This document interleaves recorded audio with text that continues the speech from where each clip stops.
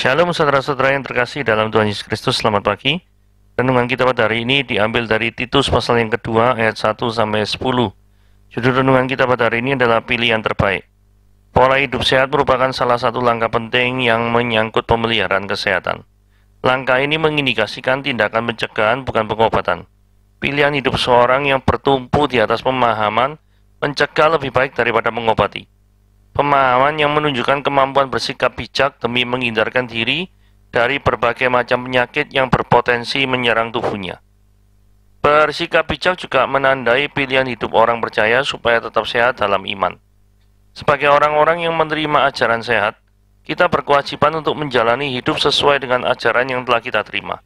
Kewajiban yang pada dasarnya memampukan kita memuliakan ajaran Allah, Juru Selamat kita. Membuat pilihan perbuatan yang menunjukkan kesungguhan kita dalam pengajaran. Kesungguhan adalah sikap hati yang menjadikan kita sehat dan tidak bercela, sehingga tidak membuat celah pada pihak manapun untuk menyebarkan hal-hal buruk tentang kita. Sikap ini mengisyaratkan keputusan bijak yang berpotensi menghindarkan penghujatan terhadap firman Allah. Tindakan pencegahan yang akan membawa kemuliaan bagi nama Tuhan melalui hidup kita. Kesehatan iman ditentukan oleh keputusan bijak untuk menjalani kehidupan sesuai dengan ajaran sehat yang telah kita terima dari Yesus Kristus, Sang Guru Agung. Keputusan yang menandai pilihan terbaik kita yang mendatangkan kebaikan sekaligus menghindarkan pengabaian terhadap pengajarannya. Langkah pencegahan yang terbukti bekerja efektif pada tubuh Kristus. Sehat dalam iman mengisyaratkan pilihan terbaik bagi tubuh Kristus. Oke, mari kita lihat pembahasannya ya. Apakah yang keluar dari mulut kita sudah sesuai dengan apa yang tangan kita kerjakan? Ini penting ya. Apakah yang keluar dari mulut kita itu sudah sesuai dengan apa yang tangan kita kerjakan? Oke, mari kita baca Titus pasal yang kedua ayat 1 sampai 10. Tetapi engkau beritakanlah apa yang sesuai dengan ajaran yang sehat. Laki-laki yang tua hendaklah hidup sederhana, terhormat, bijaksana, sehat dalam iman, dalam kasih dan dalam ketekunan. Demikian juga perempuan-perempuan yang tua, hendaklah mereka hidup sebagai orang yang beribadah, jangan memfitnah, jangan menjadi hamba anggur, tetapi cakap mengajarkan hal-hal yang baik. Dan dengan demikian, mendidik perempuan-perempuan muda mengasihi suami dan anak-anaknya. Hidup bijaksana dan suci, rajin mengatur rumah tangganya, baik hati dan taat kepada suaminya, agar firman Tuhan jangan dihujat orang. Demikian juga orang-orang muda, nasihatilah mereka supaya mereka menguasai diri dalam segala hal. Dan jadikanlah dirimu sendiri suatu teladan dalam berbuat baik. Hendaklah engkau jujur dan sungguh-sungguh dalam pengajaranmu, sehat dan tidak bercela dalam pemberitaanmu, sehingga lawan menjadi malu, karena tidak ada hal-hal buruk yang dapat mereka sebarkan tentang kita. Hamba-hamba hendaklah taat pada tuannya dalam segala hal, dan berkenan kepada mereka. Jangan membantah.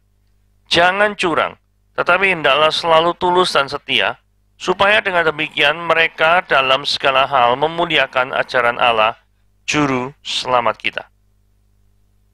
Apakah ada ajaran kekristenan yang tidak sehat? Karena di dalam ayat pertama ngomong gini ya, tetapi engkau beritakanlah apa yang sesuai dengan ajaran yang sehat.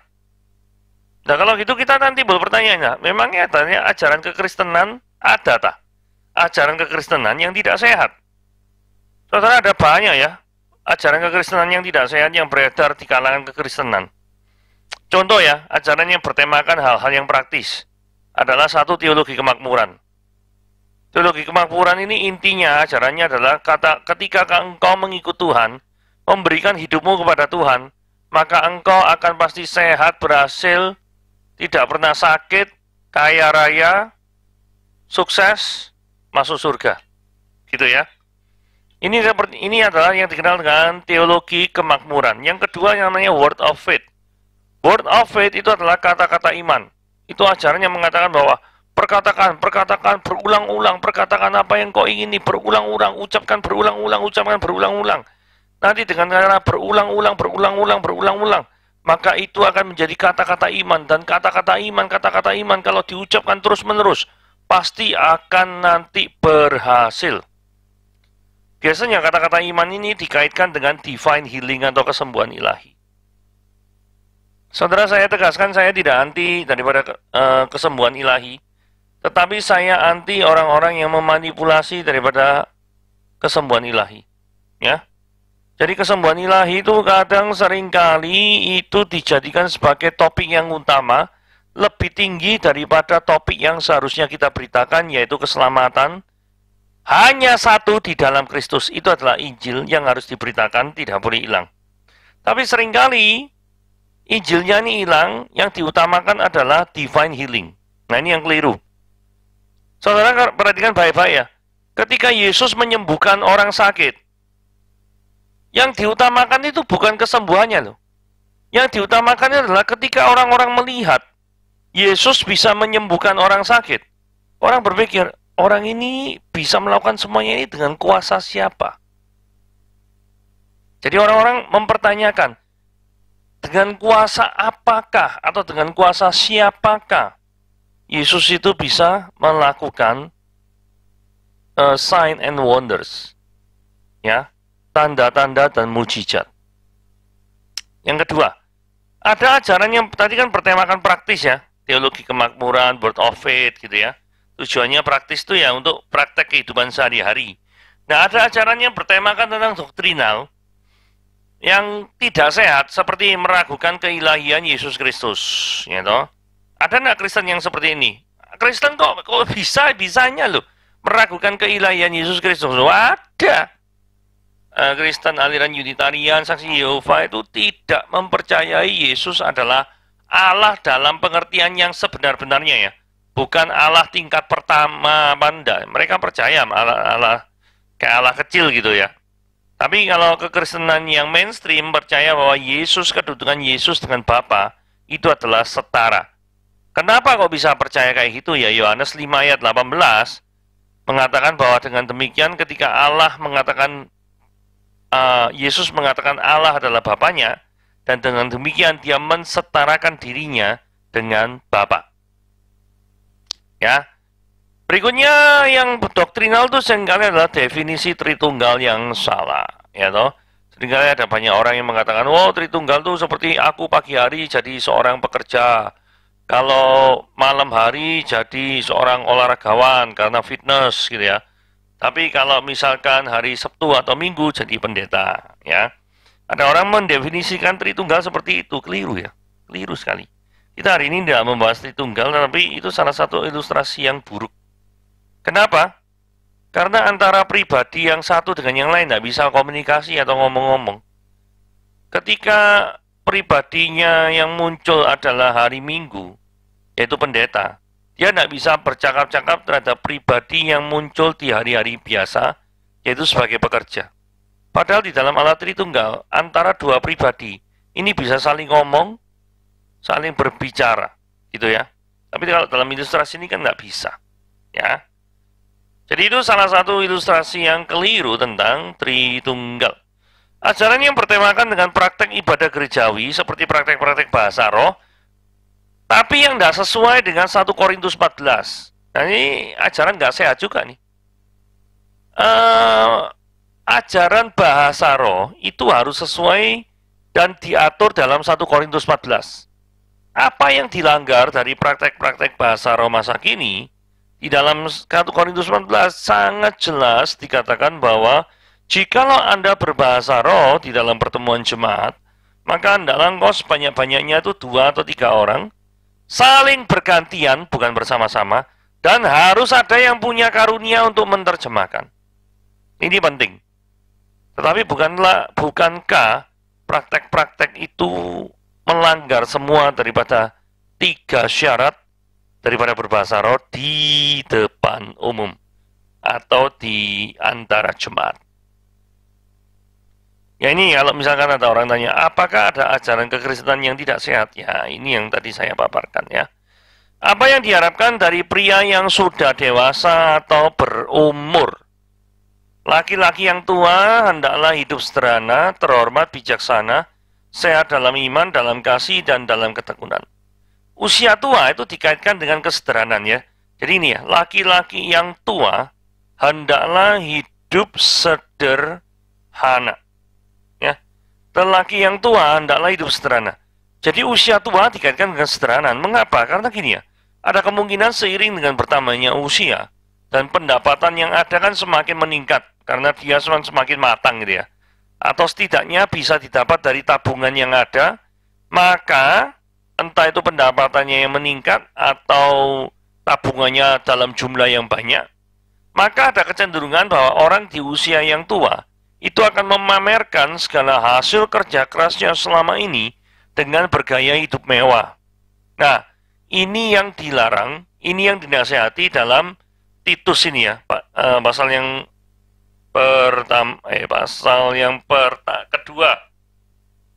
kedua, ayat yang kedua, ya. Jadi, hal yang paling diharapkan dari usia tua itu apa sih sebenarnya? Apakah foya-foya? Enggak. Yang diharapkan itu adalah bijaksana, sehat dalam iman. Jadi kalau ini sudah dalam usia tua, berarti dia tuh memelihara iman. Ini penting. Karena kalau seseorang tidak memelihara iman, maka orang itu bisa dibelokkan pengertiannya tentang Tuhan dan akhirnya dia menjadi sesat. Ya. Jadi yang diharapkan daripada seorang figur laki-laki yang berusia lanjut tua itu adalah bijaksana, sehat dalam iman, sehat dalam kasih, dan ketekunan dalam pelayanan. Jadi adalah pria-pria yang sudah berumur bisa mengejar bijaksana, sehat dalam iman, sehat dalam kasih, dan ketekunan di dalam pelayanan.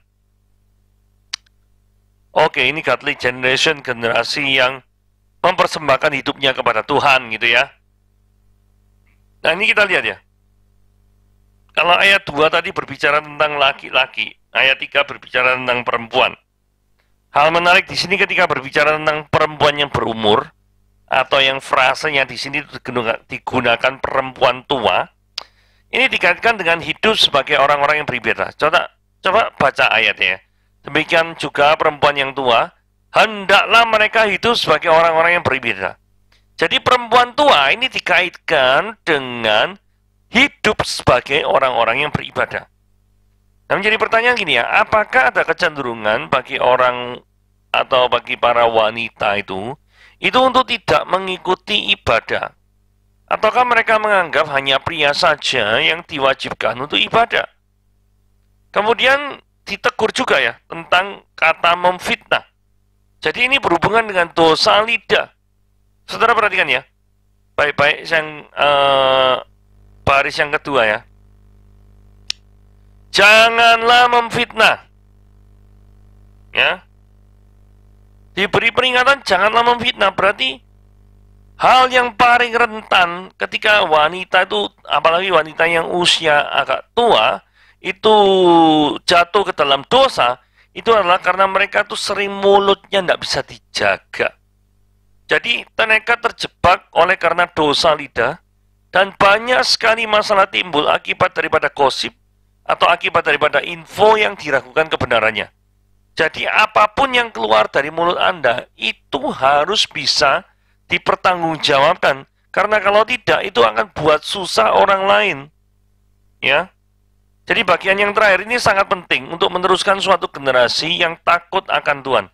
Maksudnya godly generation adalah kita tuh harus memelihara suatu generasi yang terus-menerus mempersembahkan hidupnya untuk kemuliaan Tuhan.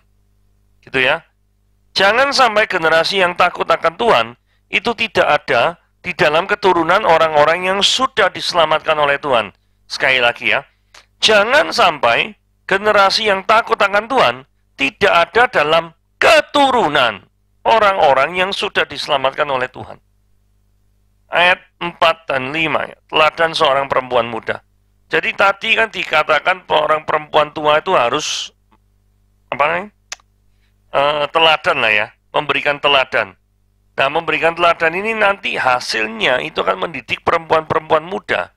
Untuk apa? Untuk mengasihi suaminya, mengasihi anak-anaknya.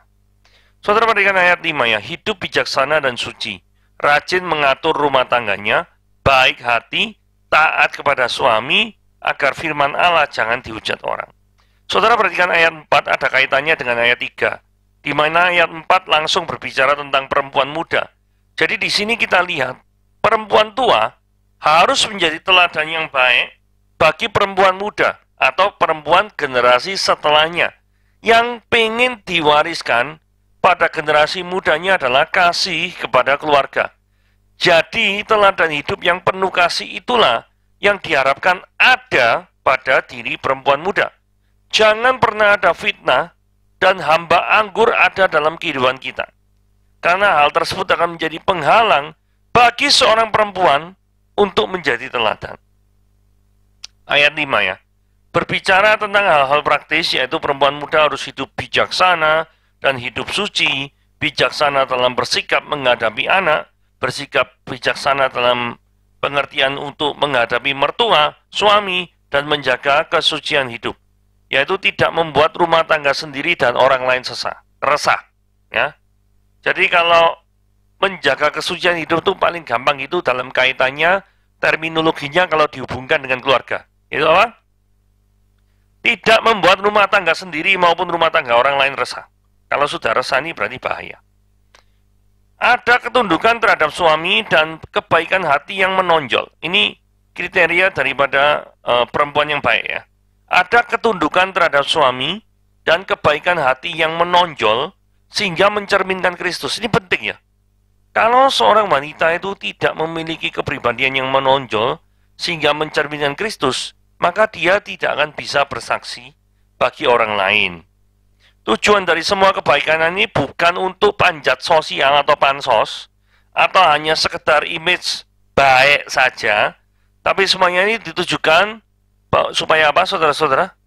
Terpampang jelas kok di ayat 5. Agar firman Allah itu loh, jangan dihujat orang. Jadi kalau misalkan kita ini sudah menjadi Kristen, kemudian perilaku kita itu tidak hidup bijaksana, tidak hidup dengan suci, tidak rajin untuk mengatur rumah tangganya dengan baik, terus kemudian hatinya itu jahat, dan tidak memiliki ketaatan kepada firman Tuhan, maka yang terjadi kita tidak ada bedanya dengan orang-orang yang tidak mengenal Tuhan sama sekali. Ya, teladan seorang perempuan muda seperti ini. Nah kemudian ayat peringatan ini juga terdapat pada kaum muda. Demikian juga orang-orang muda, nasihatilah mereka supaya mereka menguasai diri dalam segala hal. Orang-orang muda tidak peduli pria atau wanita diminta untuk berperilaku dengan baik dan benar. Tujuannya adalah supaya mereka tidak bertindak kebablasan sehingga melanggar hukum Taurat. Masih ingatkah Ayub yang setiap anaknya habis pesta pora, maka dia mempersembahkan 10 korban penebusan salah. Karena anaknya 10 ya, jadi masing-masing satu sapi. Untuk jaga-jaga ketika anaknya itu berpesta pora, jangan-jangan mereka secara tidak sengaja atau sengaja berbuat dosa. Jadi orang Yahudi sangat takut sekali terhadap penyebutan yang salah daripada nama Yahweh, sehingga setiap kali mereka ketemu daripada nama Yahweh, mereka memiliki tendensius untuk mengubahnya menjadi Adonai. Gitu ya. Perilaku anak muda itu sangat rentan dengan adanya perilaku yang kebablasan, yang melanggar daripada norma-norma, maka mereka bisa membawa penderitaan yang cukup hebat di dalam hidupnya. Nah, ayat 7 berbicara tentang integrasi rohani. Jadi, jadikanlah dirimu suatu teladan. Saudara, pada saat yang bersamaan, itu juga nih, hendaklah engkau itu jujur dan bersungguh-sungguh dalam pengajaranmu. Jadi, dari sini kita lihat adanya antara kesungguhan di dalam pengajaran, bersungguh-sungguhlah di dalam pengajaranmu. Jadi sungguh-sungguh dalam pengajaran. Dan ada teladan ketika menjalani kehidupan. Ini penting ya, kombinasi dua hal ini. Inilah yang disebut sebagai integritas. Jadi definisi integritas sederhana. Satunya, bersatunya perbuatan dan perkataan. Jadi kalau perbuatan kita dan perkataan kita itu tidak bersatu, itu namanya bukan integritas. Saudara, contohnya begini ya. Ketika renungan ini dibuat, ada kasus KDRT yang menimpa pasangan artis. Dari mulut bisa keluar kalimat I love you, aku cinta padamu, tetapi dari tangan yang emosi bisa juga menimbulkan luka lebam di sekujur tubuhnya. Jadi ini tidak konsisten ya. Antara apa yang diucapkan dengan apa yang tangan kerjakan, ini tidak konsisten. Seperti ayat 7, jadikanlah dirimu sendiri suatu teladan, tapi bersungguh-sungguhlah juga di dalam pengajaranmu. Gitu. Contoh yang kedua, kalau ini ada di luar negeri ya. Guru bernama Svetlana Topol Ini berasal dari kota yang kedua yang paling besar di Rusia, yaitu Saint Petersburg. Jadi orang Rusia ini ya, kalau pagi itu jadi guru, kalau malam bisa jadi pemain bintang porno. Jadi apa yang dia ajarkan, moralitas yang dia pegang pada waktu siang, itu tidak akan pernah berlaku ketika dia berada di dunia malam. Nah, bagaimana mungkin seorang guru dan bintang porno jadi satu dalam diri seseorang? Apa sih menyatukan mereka? Dua profesi yang bertolak belakang ini, ya pasti uang. Karena alasan ekonomi, karena uang lebih banyak, pengen cepat kaya. Itulah sebabnya firman Tuhan dengan benar mengatakan bahwa orang yang pengen cepat-cepat kaya itu ya, itu pasti kecewa. Orang yang pengen cepat-cepat kaya, pasti kecewa. Saudara, kaya itu bisa ada terjadi karena karunia dan berkat Tuhan.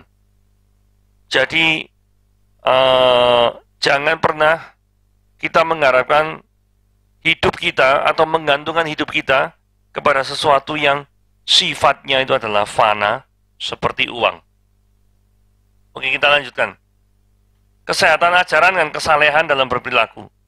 Sehat dan tidak bercela dalam pemberitaanmu, sehingga lawan jadi malu. Kenapa kok lawan malu, saudara-saudara?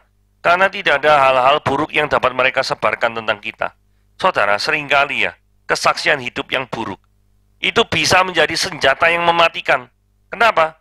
Karena orang lain yang tidak bisa menerima berita Injil, itu juga semakin tidak bisa menerima karena melihat sang pemberitanya hidupnya tidak karu-karuan.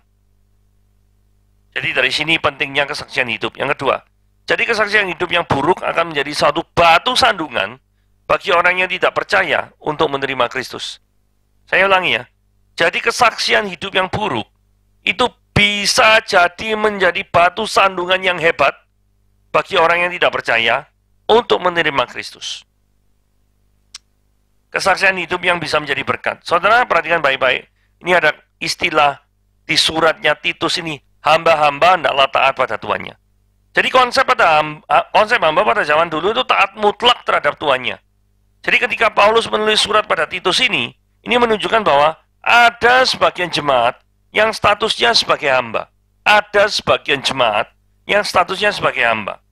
Karena kalau nggak ada, ngapain nulis surat hamba-hamba hendaklah taat pada tuannya? Kalau nggak ada yang jadi hamba, pasti ada.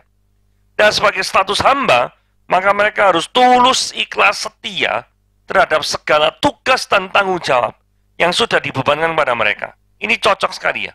Gambaran daripada hamba yang harus selalu tulus dan setia. Ini penting sekali. Seorang pengikut Kristus yang benar, itu adalah seorang pengikut yang ikut kemanapun dan mau melakukan apapun yang tuannya suruh. Itu adalah pengikut Kristus yang benar. Jadi memiliki ketaatan mutlak, sama seperti seorang hamba yang memiliki ketaatan mutlak kepada tuannya. Mereka tidak pernah membantah. Mereka memiliki ketundukan yang mutlak. Jadi menjadi pengikut Kristus juga harus memiliki ketundukan yang mutlak terhadap firman Tuhan. Nah, dengan berperilaku demikian ya, jangan curang, hendaklah selalu tulus dan setia. Nah, dengan melakukan perbuatan-perbuatan demikian ya, bisa saja majikan ya, yang tidak percaya Yehova, mungkin bisa bertanya-tanya loh tentang Yahweh itu siapa, tentang Yesus itu siapa, sehingga suatu kesaksian hidup yang luar biasa itu bisa menjadi berkat bagi orang yang tidak percaya. Bahkan Tuhan bisa menggunakan kesaksian hidupmu itu untuk bisa mempertobatkan orang lain. Wow, luar biasa bukan? Jadi ketika seseorang memberikan hidupnya bagi Tuhan, maka Tuhan juga akan memakai hidup orang tersebut untuk berguna bagi kerajaan Tuhan. Oke, renungan harian kita sampai di sini. Tuhan Yesus memberkati.